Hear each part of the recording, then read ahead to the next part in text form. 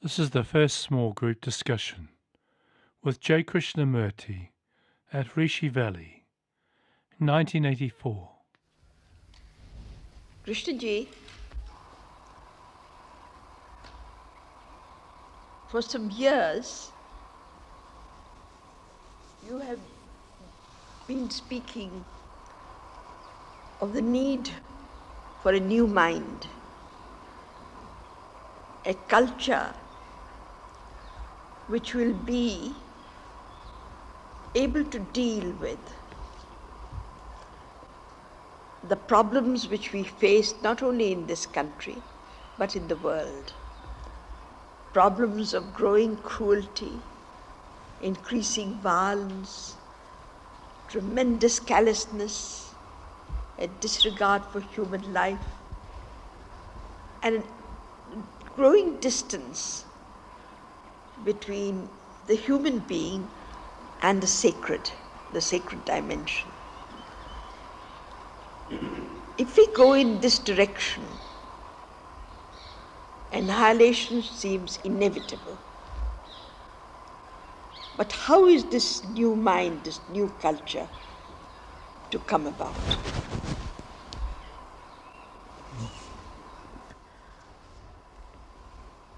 I don't know what you mean by the new culture, new mind.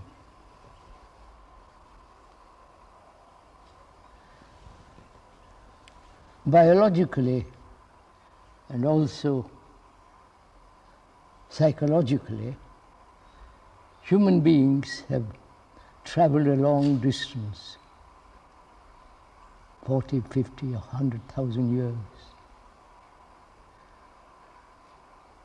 And they've always talked about, as far as I can understand, a different way of living.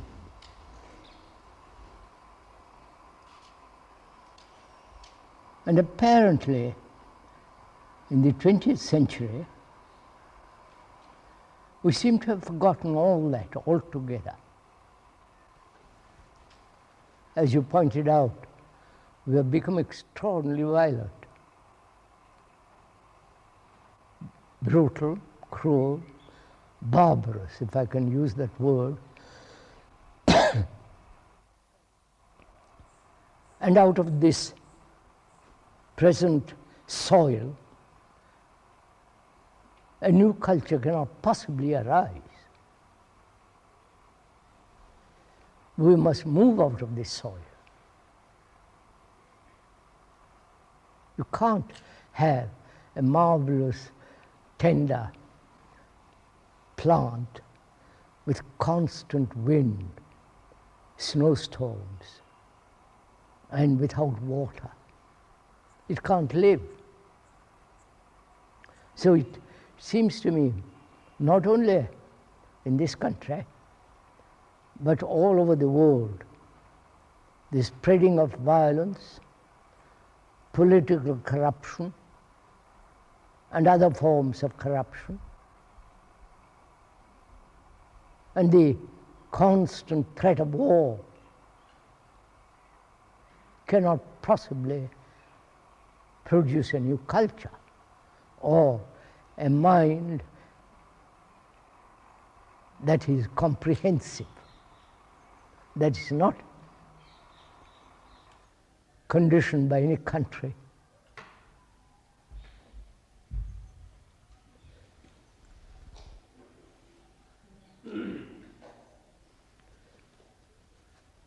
It's broken down, is it? It's all right, sir. This is a game. As I was saying, I don't want to be too positive about these matters, but I don't think it's possible for a new, I don't like the word culture even, for a new civilization, for a new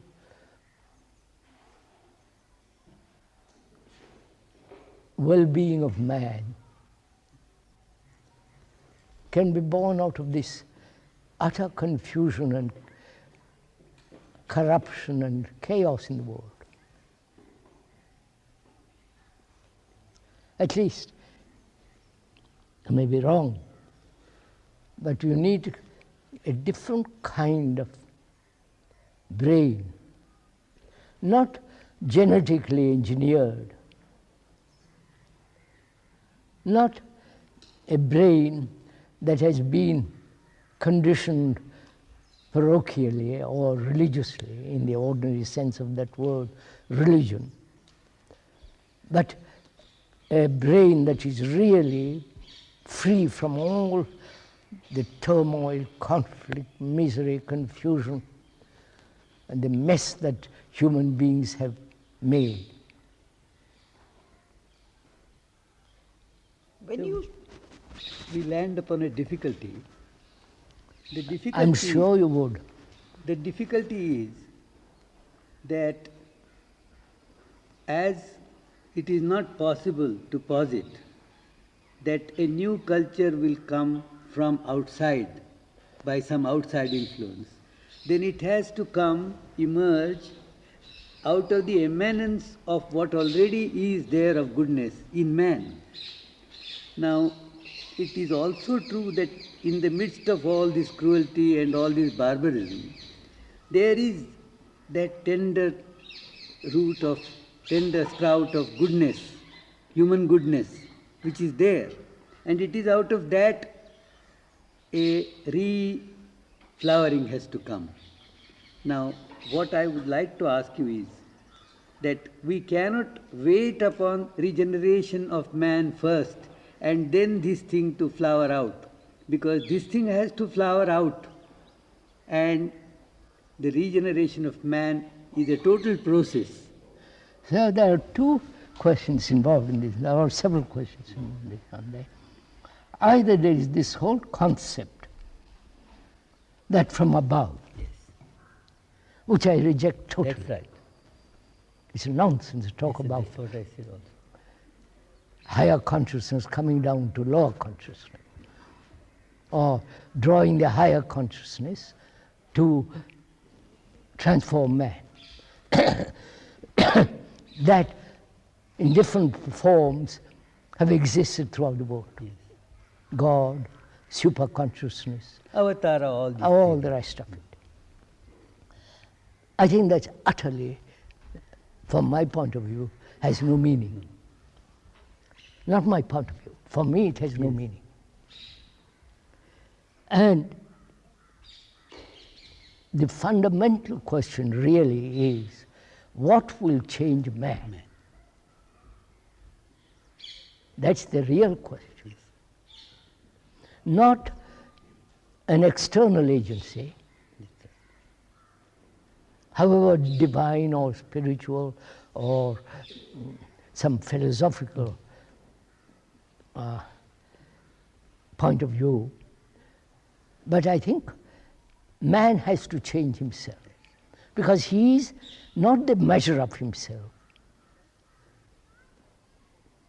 He is not the measure of man, but he has to be completely aware of what he is, actually, not theoretically. What he is this nationalistic division, religious division, sectarian division, gurus who bring about various other forms of divisions, or the past gurus, dead, gone. I think all that has to be put aside completely. And man has to be responsible utterly for himself. Irresponsibility doesn't really convey that word. Man has to realize what he is first. What has been, what after all these millennia, he's still barbarous. I think that's the first thing he has to realize. Not read Gita and Upanishads and the Bible and all the fundamentalists and all that. It's just, in modern age, all that has gone, no meaning. I think that's a fundamental question. You said something just now, that man is not the measure of himself. No. It's a very challenging remark. If man is not the measure of himself, what is he the measure of? Measure means, doesn't it, limitation, comparison. Technologically, you have to have measure. Otherwise nothing can function. These microphones cannot function without measurement. But sir, would you not accept that just as you have to see all the brutality and violence and ugliness in man, there is also that essential goodness in man, the benevolence of man, the affection of man. There is such a thing as affection. These are spontaneous things implicit in man. Man is essentially this. And unless he sees this side also, you can't just see the evil in man. I'm not saying that, sir. I'm neither saying he's good or evil. I understand. I'm just saying he has to face himself. That's right. He has to come to terms not only with the world, what is actually happening, the technological diabolity, the marvelous surgery that's going on, the implements of war. He has to face all that. And goodness is a very difficult subject. When I used to go into this question, what is goodness? Now, we can't say man is good. There is goodness in him. I think there is a goodness, not... we must go into this question very carefully. What do you mean by good and that which is not good? Are they related to each other? If they are related, it is not goodness. I don't know. I am trying to understand. All that I feel is that there is the bedrock of benevolence, of goodness, which is a realization that man's well-being is inseparably identified with the well-being of all other human beings. This is an instinct. You see, if I may say so, accept. He started with one statement, that from this ground of corruption, maybe some goodness also, from this ground, the new can never emerge. I would like to ask him, is this so? The ground, you mean the mind itself? Just a minute. We must differentiate, for me at least, if you don't mind. What do you mean by the mind? And what do you mean by the brain? Just now when I used the word mind, I used it in terms of the brain because I don't know the other. No, shouldn't we introduce new set of words, if you don't mind? Yes. That is, the brain is what is the whole center of man. His nerves, his responses, his reactions, his nervous tension, his fears, his happiness, his brutality, it's all within the skull. Yes, yes. And the genetic engineers are trying to change what is within the skull. Yes. And hoping thereby there'll be a new man. Yes. And they're experimenting in that direction and all greatly. The brain has immense capacity. Yes. There's no question about it. And that brain is limited by our psychological activity. And the mind, to me, from K, is something totally outside the brain. This you don't have to accept it, but you can at least look at it. Yes. You can observe it, you can question it. But when we talk of the ground just now, we are talking of the ground as the brain. As the brain. Is that, I don't know if Mr. I do, sir, I do. I accept it. What? That by ground we mean the brain. Yes. Can the brain, which has been conditioned, there is no question, Yes.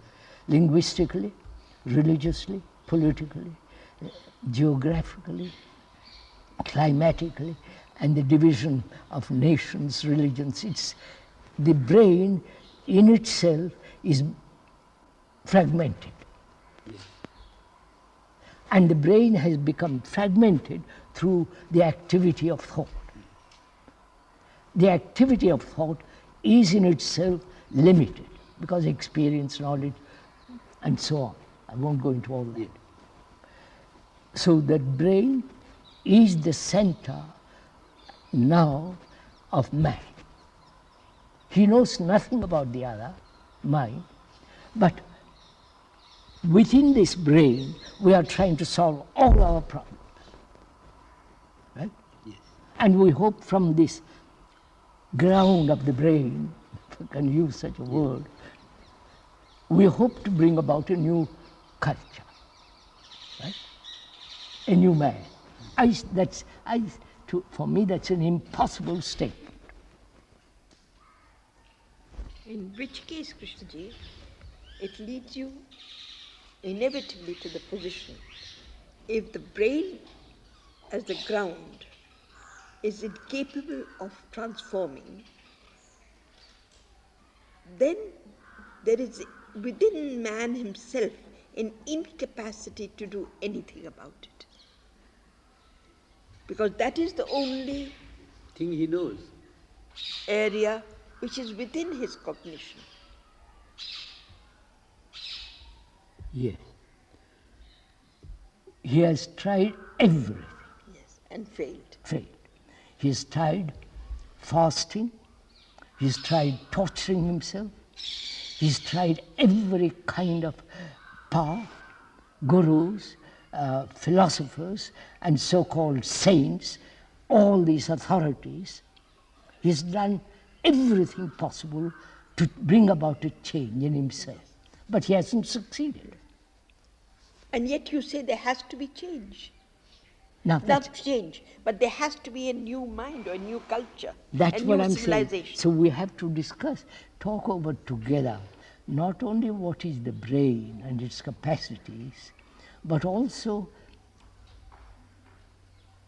that quality of love which is not within the brain.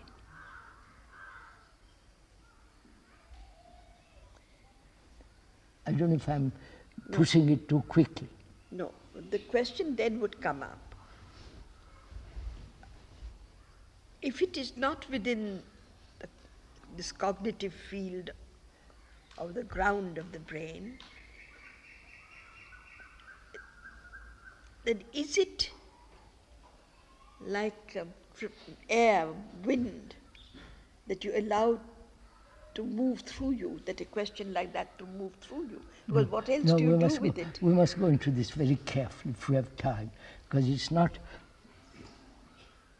Can the brain, that's the question, Papuji. The brain has evolved through time, right? Millennia upon millennia. And it is the very center of all of our action. Yes. That very center is the movement of thought. Sir, besides thought, would you concede or would you consider it possible that man may have a foothold, an attention which comprehends this limitation of the brain, an attention which he sees, which is not part of this contaminated Sir, ground? just a minute. You are using the word attention. What do you mean by that word? You see, I do not feel quite happy to stunt the very image of man as restricted to his brain. I feel that man also has a capacity for attention in which he can see the limitations and how they fail. Agree. If he can attend, right?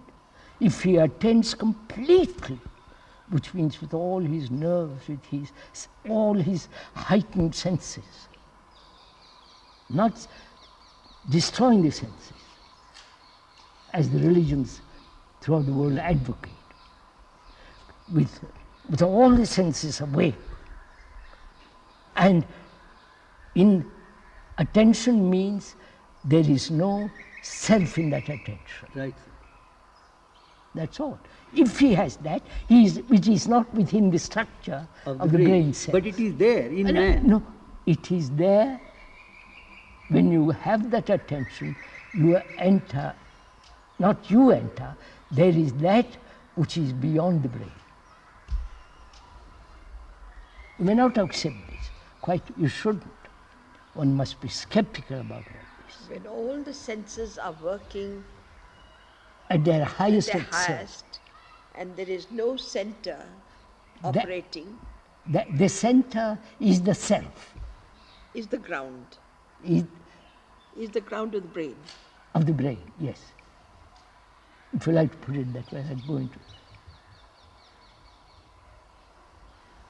So the very operating of all the senses at their highest wipes out This, the persona, the me, this self-interest. It is the self-interest that is conditioning the brain. Because self-interest is very limited, destructive. Whether it's in the name of God, in the name of self-interest hides so subtly in every way. Would you say, sir, a few words about the unfoldment of this? Huh? Would you say a few words about the unfoldment of this? Of the senses, you mean? Yes. No. And unfoldment of the senses and this The emergence of attention. the emergence of attention. Sir, all right, simple enough. Have you ever looked at a flower or the movement of the sea or the new moon just asleep in the east, in the western sky with all your senses, with all your attention? If you have, which I'm sure most have, even for a second, in that attention, the self is not operating. Because the thing is so marvelously beautiful.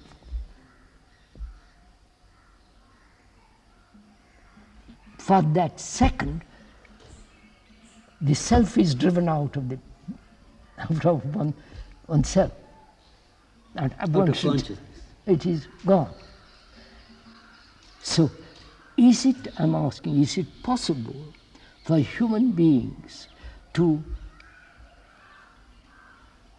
be fully aware of their particular limited senses and also become attentive to the unfolding of all the senses? Not the suppressing of any sense. Because the brain, sir, is active in its sense. We only use part of it. So I'm suggesting that when you look at something, look at it with all your senses. At a flower, at a woman, at a man. That in that sense, the senses, after all, we live by senses. We live by seeing, hearing, talking, feeling. And if you destroy one, you are destroying the whole activity of the senses. I don't know if you're following what I'm I do, sir. I want to ask whether this attention is capable of operating on the brain. There is an operation of this attention on the brain. What do you mean? Who is operating? No, the attention. Now, what do you mean by it? That's why I'm careful in trying to find out what you mean by it. Is it something to be practiced? No, sir. I must be very clear on that. I am very clear, sir, that to me, that attention is like the quality of light which dispels darkness, because the two can't coexist. Yes, it's like a flame. It's like a flame. Now, that attention burns away the self, self-interest, right? Yes. And that means the very brain cells themselves have undergone a change. We discussed this matter with some of the scientists. To give a simple example, I have been going north all my life. I've followed gurus, I've followed some man who says, I'll bring down super consciousness and all that kind of rubbish to me. He says, I have been following that all my life. You come along and say, you're a very serious man, and I'm also a serious man. You come along and say, that leads nowhere. He says to me, try east, going east. And because you are serious, and I'm also serious, I'm listening with all my attention to you. I turn at that moment, at that second, east. Then the very brain cells have broken down the old pattern. Or rather, the old pattern has been broken down. So there is a tremendous change in the brain cells themselves. The experts may not agree. One or two have agreed. Would I be right in paraphrasing you like this, that attention is that which triggers the process of regeneration? I'm not using the word brain cells, but only the word that a different quality comes into being. Yes, we like to put it that way, but we must be careful. No, if there is anything wrong, I would like you to... You must be careful in the usage of that word attention. That's all my point. Now, if I may ask you, do you actually attend to what the speaker is saying at this second? Listening with all your attention, not translating or paraphrasing or trying to interpret what he's saying, but actually listen. Or the mind, the brain is moving back and forth and translating. Go on. I know this is not, I'm not asking a personal question. No, I understand. But since we are talking about all these things, we must be very clear what we are saying, otherwise it all becomes so shoddy, meaningless. You see, Populji, you raised a question, Populji. What is sacred? Right? Without finding that, without coming upon it, not you finding it, without that coming into being, you can't have a new culture. You can't have a new human quality.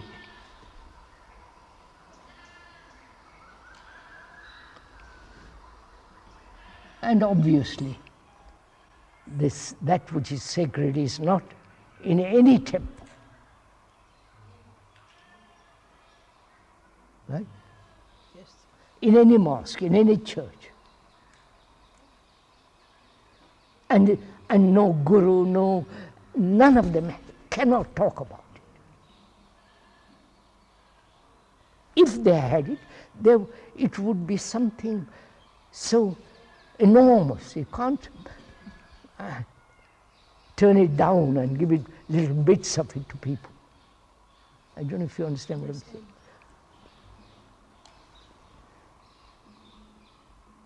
So is there Since man does not get it from anywhere outside, my question I come back to, is it implicit in attention?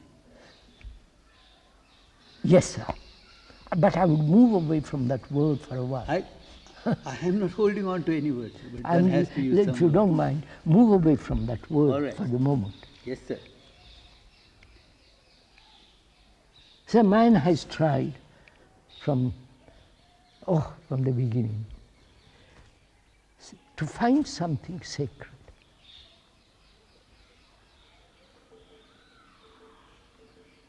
He has tried everything, right? Tortured himself, fasted, kept silent, and did all kinds of philosophical ideas, theories. And man has now, after all these millennia, has come to this point. Brutal, violent. Therefore, one has to wipe away all that and start anew, which means don't accept anything about spiritual matters, so-called spiritual matters, from anybody. That's the first thing. I don't know if you see the importance of it. Don't ask help from somebody else. But I'm talking to a Lama in Benares, and he was saying, the Buddha said, don't seek help. And they promptly go and organize help. All the gurus. And that is the most, to me, that's a real sin, to ask help from another about spiritual matters. I go to a doctor, I need his help. But surely having a discussion with you in which you open up a problem, as we have been doing in the last, is not asking for help. No. Not at all. What is actually taking place between you and the speaker at this second? I'm not helping you. I'm not saying, look at this or don't. We are both of us using reason, right? Logic, sanity, and our own capacity to see what is true.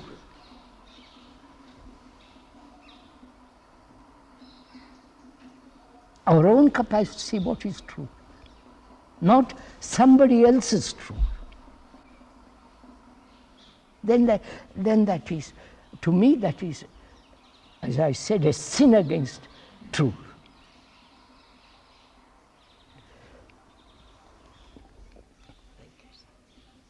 Is that finished?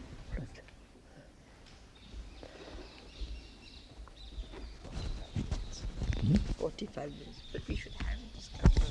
Yes, sir. Let's have it. Tomorrow morning, sir.